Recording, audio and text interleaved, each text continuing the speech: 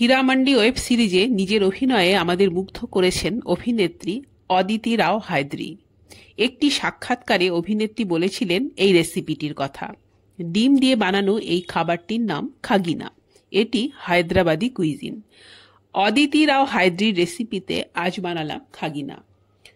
4টে বড় সাইজের পেঁয়াজ হাফ মুন করে কেটে নিয়েছি। কড়াতে রাইস অয়েল গরম করে পেঁয়াজ সোনালি করে ভেজে নিয়েছি।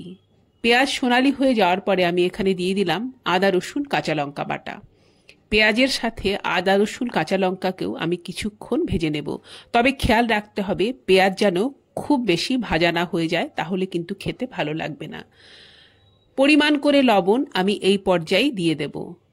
লবণ দেওয়ার পরে পেঁয়াজটাকে আরও মিনিট খানেক নেড়ে চেড়ে ভেজে নেওয়ার পরে এইভাবে পেঁয়াজটাকে পুরো কড়াতে ছড়িয়ে দেব আর ফ্লেমটাকে একেবারে সিমে করে দেব। একটা করে ডিম ভাঙবো আর এইভাবে পেঁয়াজের ওপরে দিয়ে দেব। ডিম দিতে হবে আপনার প্রয়োজন মতো বা পছন্দ মতো, যতগুলো আপনি দিতে চাইছেন। ফ্লেমটাকে একেবারে সিমে করে দেব। ডিম দেয়া হয়ে গেলে আমি এর ওপরে দেব রসুনের চাটনি, যেটা আমি তৈরি করেছি রসুন, শুকনো লঙ্কা আর লবণ শিলনোড়ায় বেটে। এই রসুনের চাটনি পরিমাণে একটু বেশি করে দিলে খেতে ভালো লাগবে। 2 থেকে 3টে কাঁচা লঙ্কা দিয়ে দেব আর দিয়ে দেব কিছু পরিমাণ ধনেপাতা। ফ্লেমটাকে একেবারে সিমে করে 4 থেকে 5 মিনিট ঢাকা দিয়ে রাখলেই তৈরি হয়ে যাবে আজকের এই রেসিপি।